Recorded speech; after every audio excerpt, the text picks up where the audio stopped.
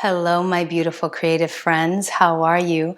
I'm Anna Maria. I go by Amma here, and I'm here to inspire myself and you to live out our best lives by navigating life with mindfulness, or we can call it awareness, openness, curiosity, loving kindness, consciousness, whatever you want to call it, but navigating our lives in that way and really seeing things as they truly are. Really seeking out the truth of things. So today, I'm going to speak a little bit about unhappiness. What is it that makes us unhappy? What causes unhappiness in our lives? So I put something together for you, and I hope you'll enjoy it.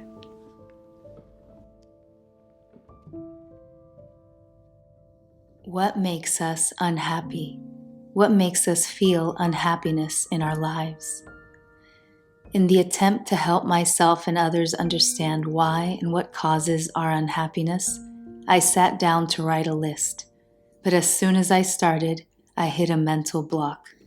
I was trying to write out a list of things that have made me sad throughout my life, but instead I was visited by a feeling of guilt.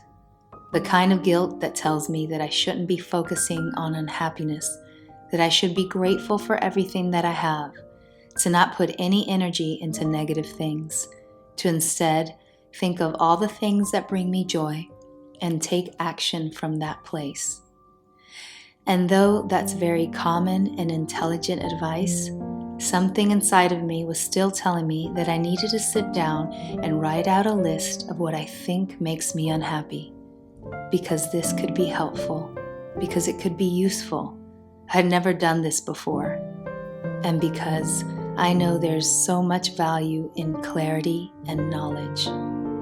For the next hour, I tried to write things down, and in this process, I discovered the hopeless optimist inside of me.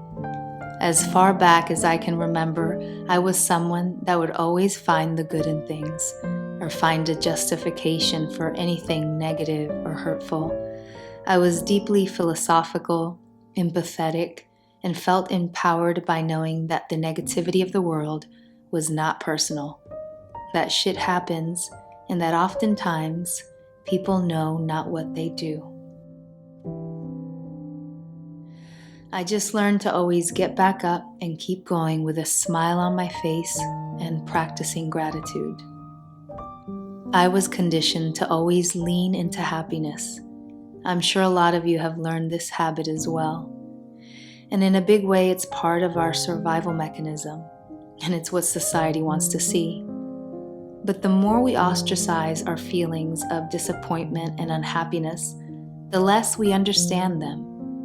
And if we don't understand things better, then we can't help ourselves. It's important to welcome all of our emotions and let them come and go. It's also beneficial to be honest with ourselves and have the courage to face how we are truly feeling when it's not all good or happy. That there's a place for our unhappiness. It's common and familiar. We need to normalize it and not hide away with it. We shouldn't be afraid of it or feel selfish or guilty for having these feelings, and we definitely should not push it away. There's a research study showing that if you have a painful emotion and you try to push it away, it leads to more painful emotions, which you also try to push away, and it gets to be a vicious cycle. This result is called the rebound effect of thought suppression. Emotions are sensations that show up in our bodies. Sometimes they're messages that are trying to tell us something. Sometimes it's a chemical imbalance in our bodies and brains. Sometimes it's circumstantial, and at times we just don't know where they came from. Either way, all of our emotions are equally important. We should sit with them and get to know them. In mindfulness meditation, you can learn about emotional regulation, healthier ways to regulate your emotions. For so long, the emotion of unhappiness or dissatisfaction has led many people to harmful addictive behaviors. Isolation, the feeling of disconnect and unworthiness, and way too much suffering. My hope is that we can change our relationship to our unhappiness. Getting back to my list and answering the question, what makes me unhappy? What makes me feel unhappiness in my life? I wrote down being alone or isolating myself for a long period of time. If I'm not healthy, not feeling connected to others or my environment, not having close friendships or community, being too far in proximity from my family and friends, if I'm lacking novelty or progress in my life and in my creativity, not being a part of something meaningful or significant, comparing myself, seeing all the suffering in the world, overly thinking about the past, worrying about the future, wanting things to be differently than they are. And the last thing I wrote was chasing happiness. From my list, it seems as if unhappiness is a byproduct of fears, insecurities, delusions, expectations, and disconnection, which mostly seems to stem from our thoughts. How are we thinking? So much of our unhappiness comes from our thinking mind. Suffering comes from our mind.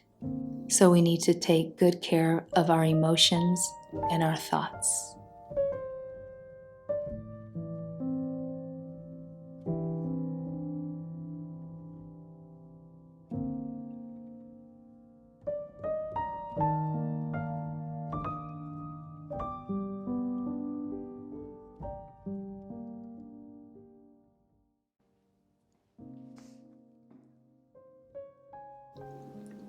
I hope that this video has served you in a positive way, that it's inspired you to be maybe a little more gentle, kind, and loving to yourself, and allowed you to really see your unhappiness for what it is and open up to it, allow it to come and go and flow through you.